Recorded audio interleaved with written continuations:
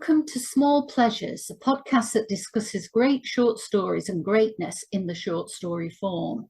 My name is Livi Michael, and I'm a novelist and short story writer from Manchester, England. And this is Sonya Moor, a short story writer and translator from Paris, France. Bonjour. We've come together because of a mutual enthusiasm for the short story, although I think our responses and what we want from a short story vary, and we hope that the differences will provide a fruitful discussion. In this podcast, we're discussing the short story Big Opportunities by Maxim Osipov from the collection Kilometer 101, published by New York Review Books in 2022. Sonya, how did you come across this writer? So I was introduced to Maxim Osipov's work through an indirect recommendation from the translator Robert Chandler, who translates from Russian to English. Oh, amazing. Chandler works mostly for NYRB Classics, often in collaboration with his wife Elizabeth, and he's translated novels, stories, and poetry, and edited and translated the anthologies Russian Short Stories from Pushkin to Buddha and Russian Magic Tales from Pushkin to Platonov. With the war in Ukraine and efforts at solidarity between writers, I was lucky enough to be introduced by the Disquiet International Literary Program to the work of the Ukrainian creatives Sofia Andrukovich, Lubia Yamikchuk, and Irina Tsilik. And I felt a need to also stay curious about Russian literary culture. Writers such as Chekhov, Gogol, Nabokov, and Bulgakov have given me much pleasure over the years, but I wanted something more contemporary. So when Chandler mentioned Osipov's collection, Kilometer 101, which is translated from the Russian by Boris, Dralyuk, Alex Fleming, and Nicolas Pasternak Slater, I set out to discover it.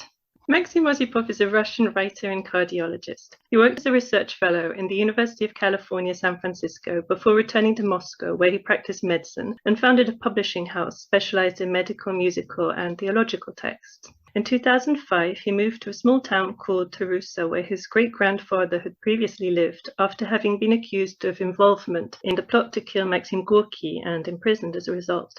A Soviet-era law obliged former convicts to live no closer than 101 kilometers to a major city, and Tarusa is just beyond the legal limit. It's to this law that the title of Osipov's collection, Kilometer 101, refers. From 2005, Osipov worked at Tarusa's local hospital, and he established a charitable foundation to ensure the hospital's survival. He lived in Tarusa till February 2022, when he fled via Armenia to Germany.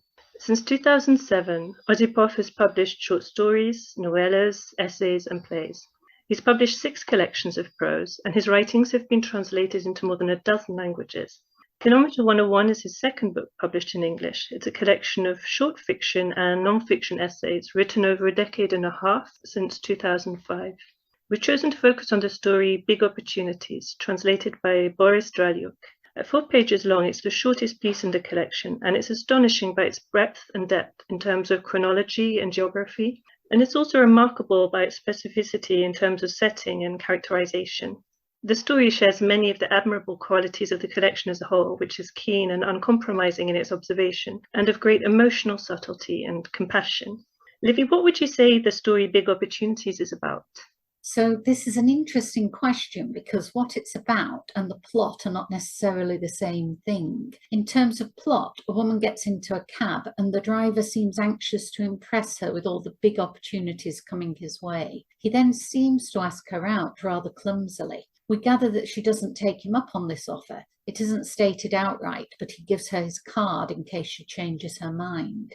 And then, we don't know how long later, some men referred to only as they come to her apartment, ransack it, and take her daughter away. She phones the taxi driver, who seems to sort out the situation. Later still, and again we do not know how long, we learn that the woman has followed the terrible career of her former taxi driver, hearing about it on the news, where we learn that he is definitely not the person she thought he was. But we don't really find out who he is, only that he has damaged or murdered many people. To come back to the question of what the story is about, I think I would have to say it's about Russia. Yes, I also got an overall impression of Russianness, whatever that is, and I love being obliged to consider this in terms of specificity, not generality. It's a very particular voice that leads us into the story through a free and direct snippet of speech. And it's wonderful that the translation renders this voice, which is remarkably insistent, categorical, imposing, even as it aims to seduce. But it's hard to know exactly who's speaking, in that we subsequently realise that the voice is filtered by memory, as recalled by a woman passenger. The woman's observation of her driver reveals both him, the cabbie with his smallness, his speech impediment, and his almost naive drive and ambition, and her with her unique cultural baggage and view of the world. She wields words in Russian, but also Armenian and French, and notices that her unlicensed cabbie doesn't look Russian before considering the likelihood of him being Jewish, Komi, Shuvash, or Udmurt, a very neat indicator of the diversity of ethnicities and cultures making up this society. And the search scene in the woman's flat is so disturbing, one might easily be tempted to say that that's not here but in Russia. And while this is true within the story, Osipov never lets us lose sight of the fact that he's observing not just Russian people but also individuals and humans. The woman's reaction to the search is all too relatable. Her attempt to psychologically distance herself from the scene at the same time as feeling personally very embarrassed by the piles of underwear and other intimate articles exposed by the search. Though we learn of the horrors committed by the woman's ex-driver, knowing how he intervened for her and her daughter, we cannot but understand that at his death she finds in her heart the room to be a little sorry. I really appreciated this clever dissection that comprises both a view of the uniqueness of each individual and certain characteristics perhaps common to humankind, and this impression of Russianness too, but sparing none of the contradictions and complexities. Absolutely. This is what makes his style so nuanced and sinuous, in that one thing is never simply itself. It rapidly flows or metamorphoses into another. Partly because of this short story condenses a lot of time and space into 4 short pages, which is one of the achievements of Osipov's style. And to some extent, it's the quality of his observation that allows for this. Point. According to a 2019 interview with Howard Amos for the Colvert Journal, Osipov is irritated by comparisons to fellow doctors Chekhov and Bulgakov. But Osipov's characterization brought to my mind War 6 and the minute observation of the inmates there. And part of the character's dynamism doesn't just come from observation. There's this brilliant quality of apparent autonomy and ability to whip out surprises as if acting under their own volition, as one of the search party does, for example, taking an interest in the unlicensed cabbie's long-forgotten number when he finds it in a purse. This reminded me of Chekhov's The Lady with the Lapdog, that curious scene where Anna Sergeyevna asks Gurov if he despises her, and he responds with a non sequitur, eating a slice of watermelon. And to circle back to the question on Russian culture, it's perhaps worth highlighting that the individuals in this collection do stand out as just that, unique human creatures, each with their own unique positioning in relation to their culture. One thing that struck me with Big Opportunities is how the setting shifts from Russia to the south of France, and the collection as a whole is remarkably cosmopolitan. This reflects an important aspect of Russian culture with its history of emigration, and highlights Russia's historic and cultural ties in Europe and across the Atlantic, ties between people and peoples. The Pushkin House blurb for A Conversation between Maxim Osipov and Robert Chandler makes an astute link too with the internal emigration suffered by those forced to flee to the provinces, and even certain sorts of self-exile. Kilometer 101 presents recurrent cases of individuals who, to cope with impossible circumstances, retreat into alcohol abuse. One of the aspects of Big Opportunities that I much admire is the impossibility of really knowing who the driver is through his dealings with the woman protagonist, and how far he's the product or reflection of a society. When he helped her, was that an extension of the desire and ambition that led him to lead a life of cruelty? Or was he trying to do one small thing right in a life of wrongness? Was it a sort of positive self-exile for the sake of some kind of salvation? Yeah, such a good point. And I think the fact that there are no answers to these questions in the stories points to their subtlety, and also to a kind of absence where we might look for presence, the presence of something that is morally absolute, either indelibly right or wrong. But Osipov himself says, "I never see any real active evil, just emptiness." And Teresa Cherfas, in her review of this collection, quotes his vision of Russian society in terms of the split between money and alcoholism as a kind of dialogue with the abyss. And I think this sensibility finds its way onto the page. Cherfas also says that Osipov's characters, their stories and experiences, stay with you long after you turn the page because they're so true to life. Indeed, it's never absolutely clear which are fictional and which really exist. Absolutely. Robert Chandler, on the other hand, says about Osipov's earlier collection, Rock, Paper, Scissors and Other Stories, that what he recalled most clearly was how often the short story wrong-footed him. And that was also my response. I found that this short story raised a lot of questions. Of course, it is portraying a baffling and impenetrable system, but it definitely seems to be part of Osipov's style not to give too much information in the story itself. And I find that interesting, given that he has a lot of readers outside Russia who won't necessarily pick up on cultural clues. Although in the interview with Chandler, Osipov does say that he assembles footnotes up to 200 for a 10-page story, and that their purpose is to be helpful, especially for translators. Still, I felt for the reader that there are many unanswered questions. So in this particular short story, for instance, we don't know immediately whose perspective we're in. It's not clear to anyone why the woman's daughter has been picked up by the police, why she thinks to phone the taxi driver when initially she doesn't take to him at all and has in fact rejected the move he makes towards her, what exactly he has done in his life or what his role is that makes him so criminally destructive, and why exactly he can help her or what he does to help. So that's a lot of questions for a short story. And it moves fast, very swiftly between speakers and cultural references and events. Partly because of this aspect of his style, he covers a lot of terrain, a lot of time and space. And I think the unanswered questions point to another aspect of his style that has been commented on, the combination of gritty realism and the absurd. Yes, an acquaintance who had studied Russian and had spent time there as a student shared with me an anecdote about setting out one day from his temporary lodgings, only to be greeted cheerfully by his landlady scrubbing a blood-drenched doorstep. And there's something of this incongruousness here, perhaps. In certain writings by Gogol and Bulgakov, I remember the absurd being interwoven with unforgettable, fantastic elements, missing noses, bouncing heads, and the treatment of the absurd here felt less visually impressive, but more dangerously close somehow, more real, though Osipov insists, as you say, on what a complex notion that is. Well, yes, to quote Chandler again, reality, Osipov repeatedly shows us, is more complicated than the stories we tell ourselves about it. But I think in absurdist fiction also there is a sense of dark satire, which definitely permeates this collection, and an emphasis on the meaninglessness of certain processes. So in the essay My Native Land, he talks about the incineration of amputated limbs because irresponsible one-legged citizens don't bother to collect their amputated limbs, and the morgue is accumulating severed legs.